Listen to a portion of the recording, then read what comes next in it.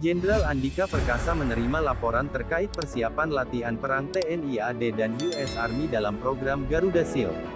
Rencananya, Amerika Serikat akan menambah pasukan penerjun dalam latihan tersebut.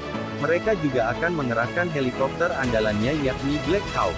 Program Latma Garuda Shield ke-15 tahun 2021 akan berlangsung di 3 titik daerah latihan, yakni Rahlat Pusat Latihan Tempur Batu Raja, Rahlat Makalisung, dan Rahlat Amborawang yang dilaksanakan secara serentak pada tanggal 1 Agustus hingga tanggal 14 Agustus tahun 2021. Komandan Kodiklat Angkatan Darat, Letjen TNI AM Putranto melaporkan kepada Kasat mengenai persiapan yang berjalan lancar serta kerjasama antar satuan TNI AD yang terlibat dalam pelaksanaan Garuda Shield ke-15 tahun 2021.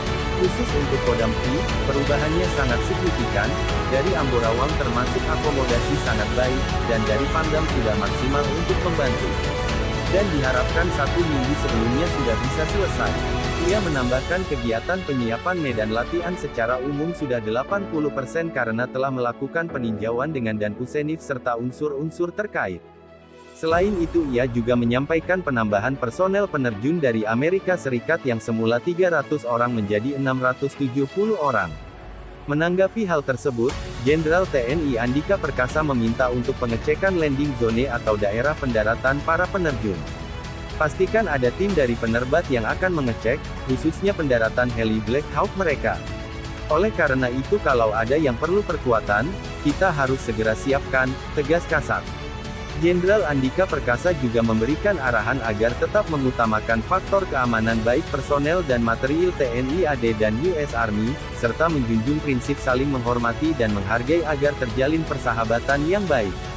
Sebelumnya, ratusan pasukan Angkatan Darat Amerika Serikat atau US Army tiba di Indonesia setelah Jenderal Andika Perkasa mengirim pasukan Kostrad ke AS. Melansir dari laman teniat.mil.id, 330 pasukan US Army pada Sabtu tiba di Bandara Sultan Mahmud Badarudin II, Palembang, Sumatera Selatan. Kedatangan mereka untuk mengikuti latihan bersama Garuda Shield ke-15 tahun 2021.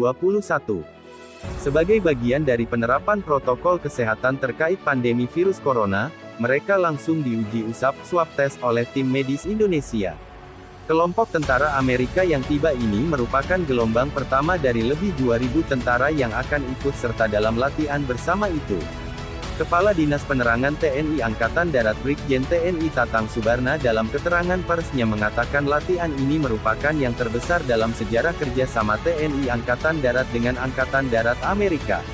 Latihan akan dilangsungkan pada tanggal 1-14 Agustus di 3 daerah latihan tempur di Batu Raja, Amborawang, dan Makalisung. Latihan ini akan melibatkan 2.246 personil TNI Angkatan Darat dan 2.282 personil Angkatan Darat Amerika, dengan materi antara lain latihan lapangan, menembak, medis, dan penerbangan.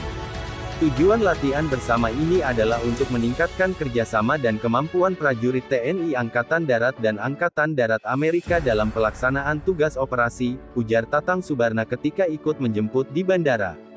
Ditambahkannya, untuk bandara di Palembang, kedatangan US Army akan berturut-turut hingga menggunakan 5 pesawat. Sedangkan di Amborawang dan Makalisung hanya hingga tanggal 25 Juli masing-masing menggunakan 1 pesawat. Sebelumnya, Jenderal Andika Perkasa mengirimkan 100 prajurit penerjun Kostrad ke Amerika Serikat dalam rangka latihan Garuda Shield 2021. Melansir dari laman teniat.mil.id, Jenderal Andika Perkasa melepas keberangkatan mereka untuk mengikuti latihan bersama Garuda Airborne di Fort Bragg, North Carolina, Amerika Serikat. Kegiatan pelepasan tersebut dihadiri Atase Pertahanan AS dan Office of Defense Kedubes AS serta para pejabat utama TNI AD. Latihan Garuda Airborne akan dilaksanakan mulai tanggal 16 Juli sampai dengan tanggal 6 Agustus tahun 2021 mendatang. Dalam kesempatan itu, body, I'm an icon, man. And my girl about a 10. I should fuck her in